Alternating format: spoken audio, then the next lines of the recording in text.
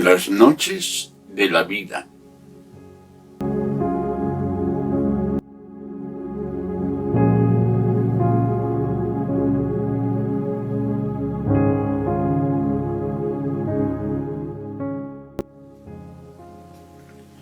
Cuando Acab llegó a su casa, le contó a Jezabel todo lo que Elías había hecho, incluso la manera en que había matado a todos los profetas de Baal.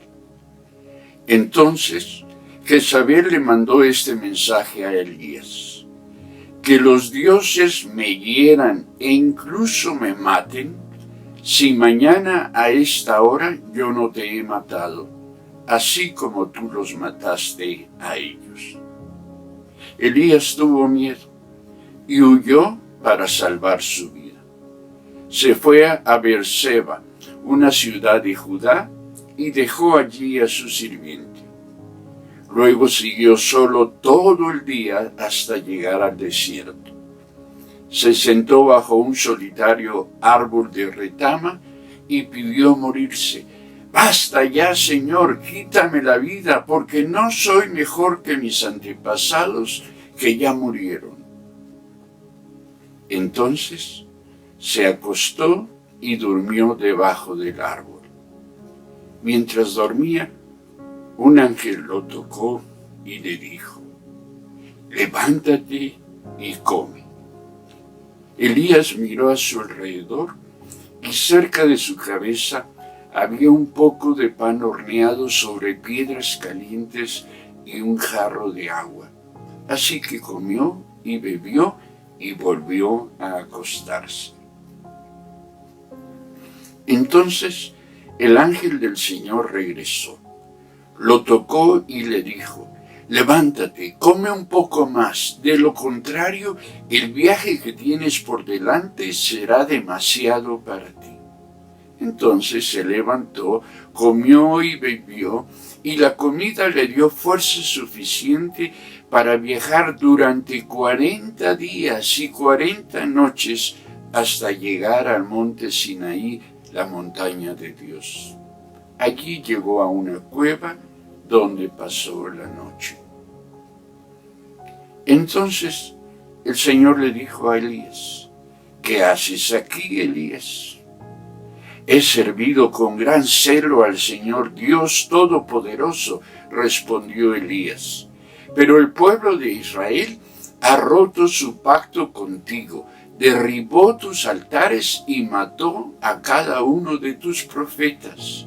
Yo soy el único que queda con vida y ahora me buscan para matarme a mí también». El Señor le dijo: «Sal y ponte de pie delante de mí en la montaña». Mientras Elías estaba de pie allí, el Señor pasó, y un viento fuerte e impetuoso azotó la montaña. La ráfaga fue tan tremenda que las rocas se aflojaron, pero el Señor no estaba en el viento. Después del viento hubo un terremoto, pero el Señor no estaba en el terremoto. Pasado el terremoto hubo un incendio, pero el Señor no estaba en el incendio. Y después del incendio hubo un suave susurro. Cuando Elías lo oyó, se cubrió la cara con su manto, salió y se paró a la entrada de la cueva. Entonces una voz le dijo: «¿Qué haces aquí, Elías?». Él volvió a responder: «He servido con gran celo al Señor Dios Todopoderoso, pero el pueblo de Israel ha roto su pacto contigo, derribó tus altares y mató a cada uno de tus profetas. Yo soy el único que queda con vida y ahora me buscan para matarme a mí también». Entonces el Señor le dijo: «Regresa por el mismo camino que viniste y sigue hasta el desierto de Damasco. Cuando llegues allí, unge a Hazael para que sea rey de Aram. Después unge a Jehú, nieto de Nimsi, para que sea rey de Israel. Y unge a Eliseo, hijo de Safat, de la tierra de Abel Meola, para que tome tu lugar como mi profeta. A cualquiera que escape de Hazael, Jehú lo matará. Y a los que escapen de Jehú, Eliseo los matará. Sin embargo, preservaré a otros 7,000 en Israel, quienes nunca se han inclinado ante Baal ni lo han besado. Primero de Reyes, capítulo 19, versos 1 al 18, en la Nueva Traducción Viviente.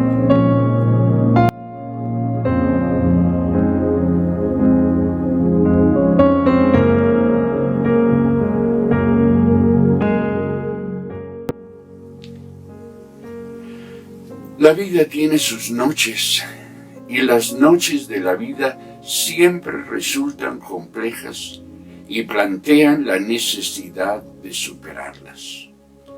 Quien se siente atrapado en alguna de las noches de la vida anhela ansiosamente la llegada del amanecer.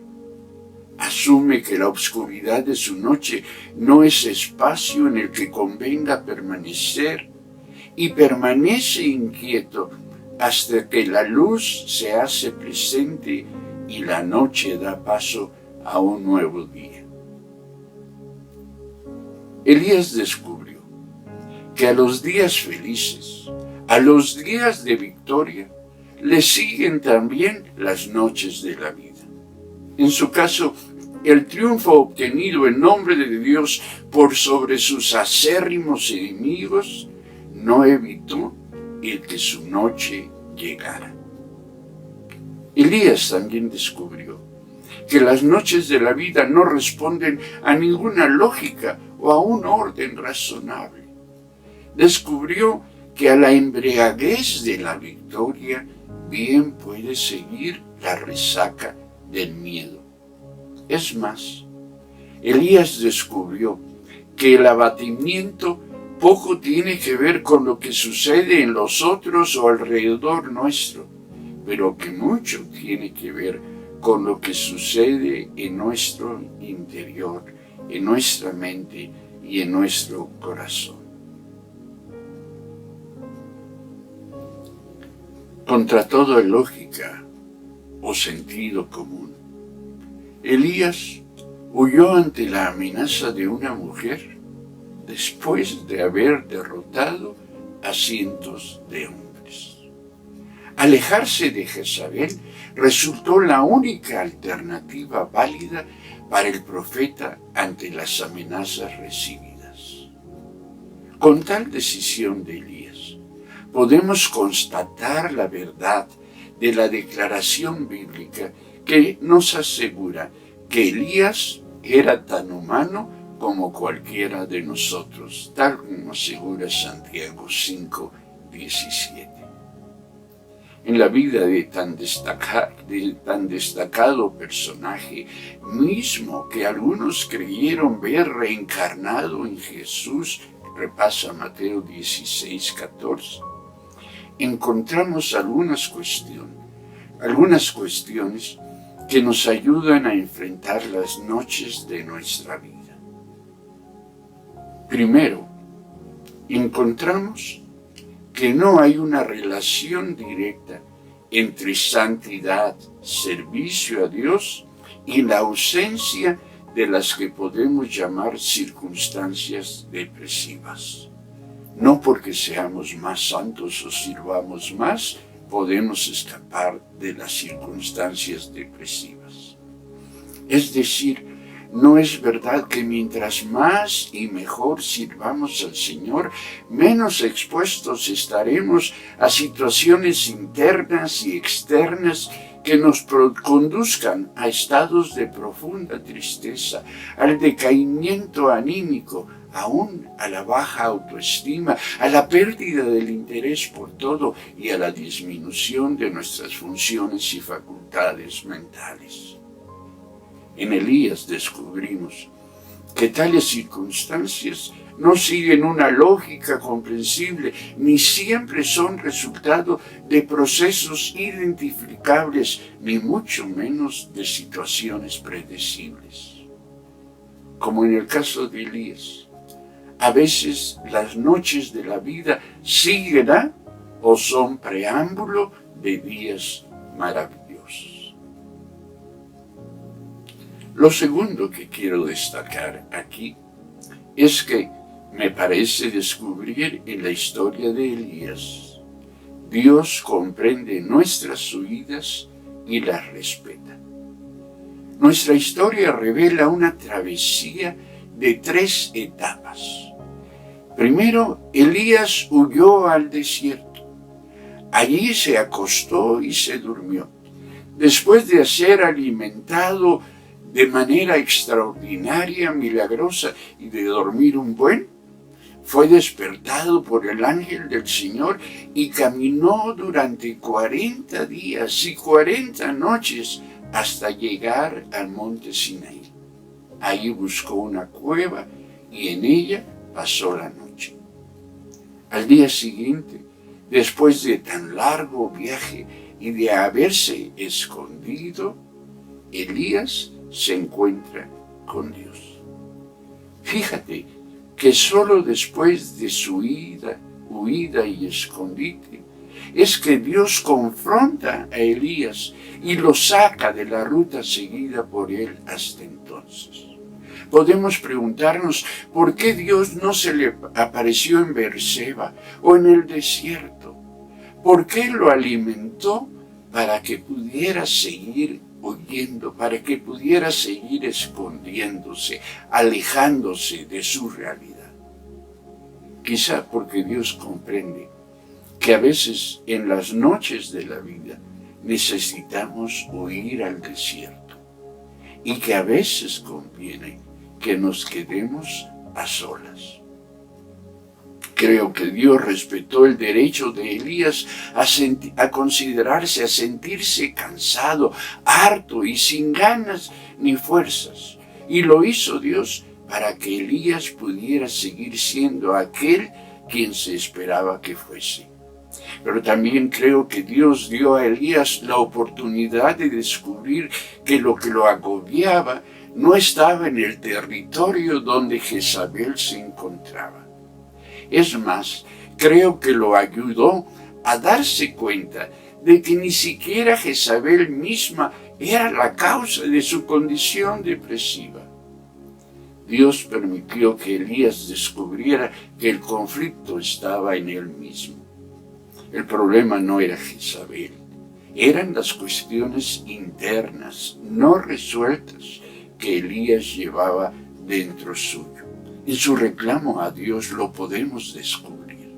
Así que a donde quiera que fuera Elías, llevaría aquello que lo oprimía al grado de hacerle huir, al grado de desear que la vida se acabara, tal como pasa frecuentemente con nosotros. Lo que nos desanima y aún lo que nos deprime en ocasiones no está en el lugar donde nos encontramos ni en las circunstancias que vivimos. Hay algo que está dentro de nosotros.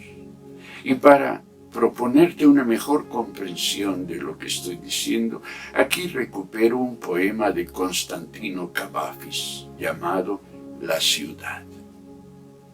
Dices: iré a otra tierra, hacia otro mar, y una ciudad mejor con certeza hallaré. Pues cada esfuerzo mío está aquí condenado, y muere mi corazón, lo mismo que mis pensamientos en esta desolada languidez. Donde vuelvo los ojos, solo veo las oscuras rutinas de mi vida, y los muchos años que aquí pasé o destruí.